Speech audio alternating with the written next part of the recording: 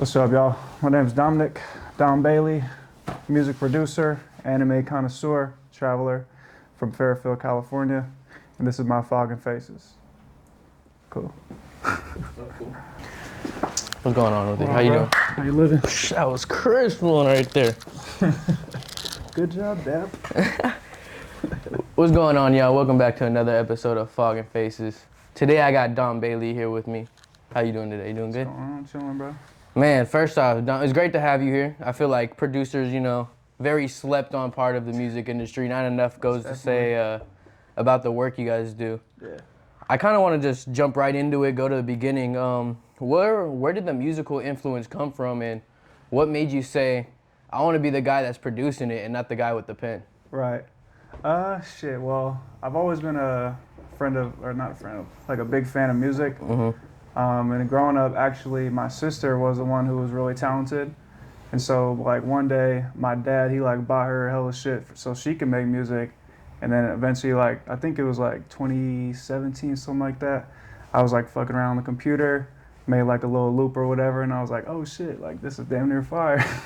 And so, I kept on trying and basically making beats on Logic. Logic, okay. And then, one thing led to another, started downloading FL Studio, started making beats, shit like that.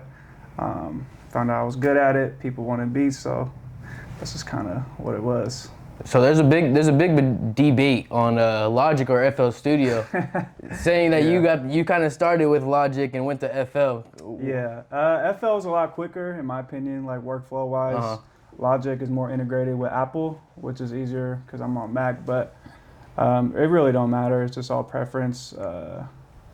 So, like I said, it's in the artist. It's not what you use. It's how you use it. So, yeah. So once you started producing music, you started, like you said, people wanted beats. Mm-hmm. Was there anyone that you kind of looked to as for influence or kind of guided you on the path to getting connections? Yeah, most definitely. Some of my favorite producers are, DJ Fresh. Okay. I don't know if you know him. Yep. Bay legend.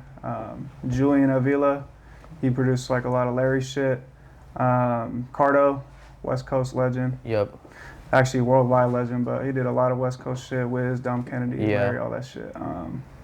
Pierre Bourne, that whole Pierre Playboy Cardi era.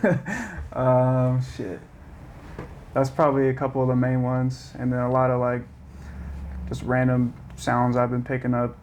Old rock, old whatever, I don't even know their names, but just different genres, just picking up from just all over the place. Do you feel so being in the Bay, there's definitely a lot of influence on the music, and you saying that you kind of pick influence from everything. How do you kind of incorporate all those sounds and then flip it and make it your own?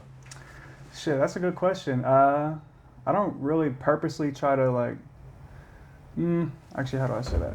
I'm kind of all over the place with it. I wouldn't really say I have one sound. Mm-hmm. It's just kind of how I'm feeling throughout every couple months or so. I'll go through a different phase. If I'm trying to work with a specific artist, I'll try to make stuff tailored towards their style, which I particularly don't really like doing that. I like making shit that I like. Yeah. But I kind of just try to stay versatile and just find my own way through basically everything. But I guess, like you said, just taking inspiration from everything and kind of just formatting to your own type of thing. So getting into your kind of collaborations, you've worked with LaRussell a lot. Mm-hmm. Behind camera, you said you might even go link with him after this. Yeah, maybe. But so talk about you've produced a whole album for LaRussell. You've got multiple singles out with him. How did that connection happen, and how is the process working with him? Yeah, he's great. He's one of the coolest people I ever met, most hardworking dudes. Him, his whole team, they're all great. But we met a couple of years ago. I remember I was on vacation when he hit me, because apparently I sent him beats, which I don't remember this. But I sent him beats, and he ended up using it of the song with him and Stunna Man. They made a song, and he just hit me, asked me for splits and stuff, and I was like, oh shit, cool, yeah, whatever. And then at the time, I didn't even know who he was. This is back when he probably had 10K followers, whatever. And I was like, cool, he's from the V, so we ended up linking up. He told me to pull up they were shooting content to that song. Mm-hmm. And so I pulled up, cool people, had a good time, kept on coming back there. So just kept going over there, building that relationship. So, yeah. So not only have you worked with big artists like La Russell, you another name you mentioned earlier, Cardo. You got a placement on one of his albums. Yeah. A song called "Paper" featuring Kamaya, and you also got a placement with Wiz Khalifa. Yep. Both of those are like you said earlier, worldwide known people. So how were those like? How was the feeling of getting to work with them, and how did that opportunity present itself? It was pretty cool. Both opportunities kind of came through my homies because I like to collab with producers a lot, and like I have a lot of talented friends. So the song with Cardo, I made that shit with my boy Hunger Force, dope ass producer out of Riverside, and then the song with Wiz I made with Foley, another dope ass producer, works with Larry and all them folks. But yeah, they just sent the beats to both the managers and just kind of just. They just fucked with it from there. Yeah, so like I had no idea like that shit was even like coming out, bruh. So when that happens, you said even La Russell kind of just made a song and then hit you afterwards, like, hey, I used your beat. Yeah. Is it kind of usually how that is? Like you don't send a beat out and then it's like, unfortunately, it is kind of how it is. It's kind of just you never know what's gonna happen. Whatever, you just got to stay working and just know like your name is being tossed around in doors that you don't know. Yeah. So you just got to stay consistent. Just always keep your head down and work because you never know what the fuck could happen. So what's the initial reaction? You get the call like Wiz Khalifa's management like, yo, we just used this beat you sent us, like. Yeah, so my homie texted me, he's like, bro, like Wiz just hopped on our beat, blah blah blah, like I'm talking to the manager now. And I was like, oh shit, I was at work. And at the time, like I was a janitor. Yeah. So I'm over here pushing around my janitor's cart and I'm like, oh shit. I'm like, bro, I got a song with Wiz. It was like a Friday, so I was already all juiced up. That's crazy. And yeah, so that was cool. Surreal moment, just growing up on Wiz, so yeah, but that was definitely a dope moment I won't forget. Yeah, I definitely feel like collaborating in the music industry is kind of needed to grow, especially with a producer. You kind of want to get as many artists as you can on your beats. Yeah. What's your process going towards like reaching towards new artists? Are you sending them beats through like email, DMing them? I kind of mostly do DMing. Well, it starts with a DM, then email. But typically, lately, I kind of just been making beats just like chilling, trying to just figure out my own sound again, just kind of just diving back into the roots of like why I started type shit. Yeah. I haven't been reaching out a whole lot just because, you know, life and shit. But when I was doing that, it was DM, email, let me get your phone number, I got a pack for you, whatever, like Dropbox link, here you go. It's like simple as that. But now I kind of realize that like making relationships is more important than just like DMing and shit like that. And so I prefer to like do that, but kind of being in the scene and type shit. So another guy we've had on Fog and Faces that you work with a lot. You guys have, I think, you guys are on the 5th of your album series, Bijan. Bijan, yeah. How'd that come to be, and how close are you guys now working through that? Shit, I mean, we're just both some Fairfield boys. So he hit me, I want to say 2019 or maybe 2020. It was during COVID, so 2020. And he was like, what's up, blah, blah, blah. Like, let's make a tape, blah, blah, blah. I think you're cool, shit. So basically we hit it off like that. He's super cool people. Got to know some of his family, his brother. And we just kind of just hit it off from there, just making slaps. So you talked about some, my bad. No, you're good. You talked about some challenges of kind of just sending beats out and then not knowing if they're gonna use them or not. Can you talk about some other challenges you kind of face as like a producer in the music industry? Definitely beat block is one, just feeling uninspired like every so often. But like I said, you just gotta stay consistent. Like I would say you gotta treat beats like kind of being in the gym. Like you just gotta keep going. Consistently getting reps. You're gonna get weaker. Yeah. So you just gotta just keep going. Another thing is like, I guess you could say like the behind the scenes stuff of being a producer, like getting paid and all that shit. Like that's a whole nother thing in itself. Yeah. But yeah, those are like some basic challenges that people go through, but I don't know. So with the challenges comes the achievements, of course. Exactly. So what do you think is your greatest achievement so far? My greatest achievement, shit. I don't know. I guess you could say just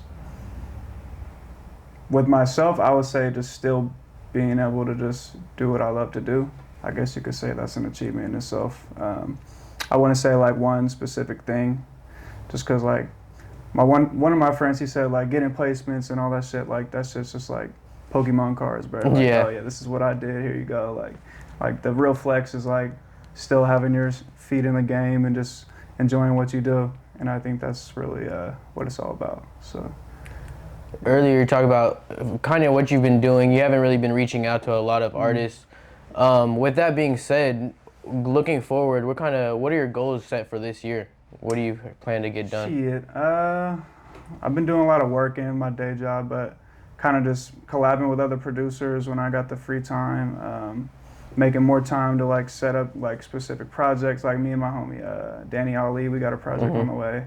He's super talented out of Daly City, so we're gonna be doing that. But besides that, bro, just traveling, hitting the gym, staying healthy, you know. So just figuring out life, early 20s type shit. So kind of just going through the motions, whatever happens. So with the way music's kind of shifting, things are getting more advanced.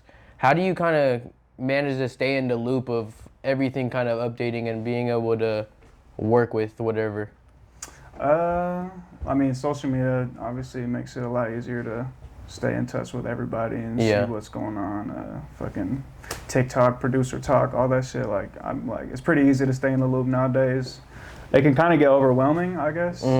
Just because, like, I feel like a lot of people nowadays are just, like, throwing content down your throat. So it's just, like, hard not to, like, get absorbed in it.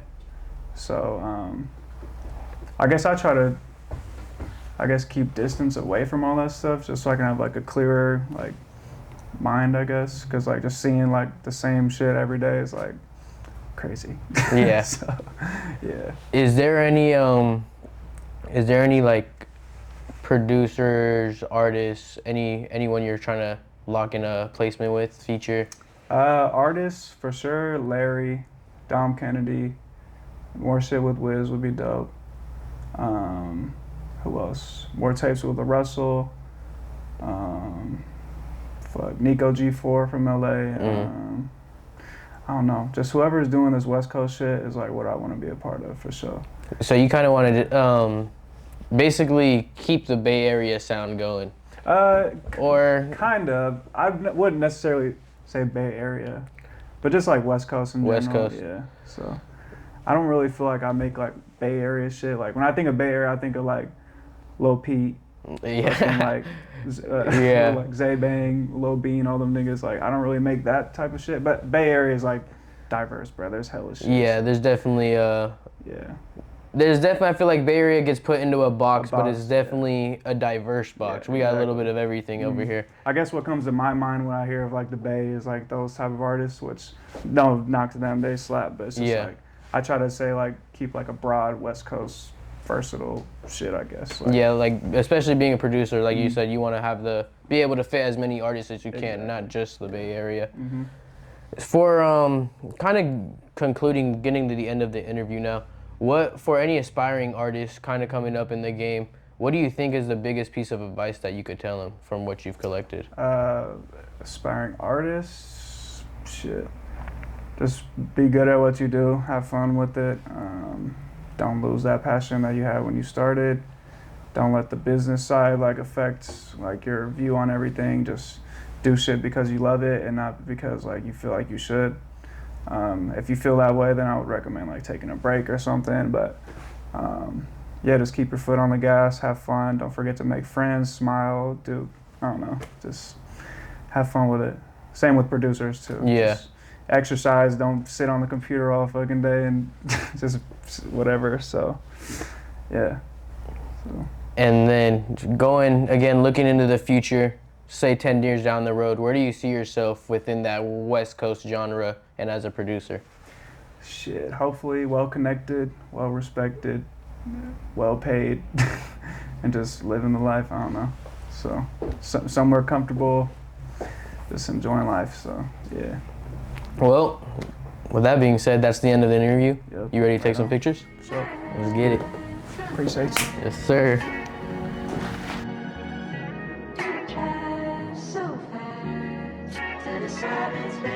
Damn, Dom, you did this shit?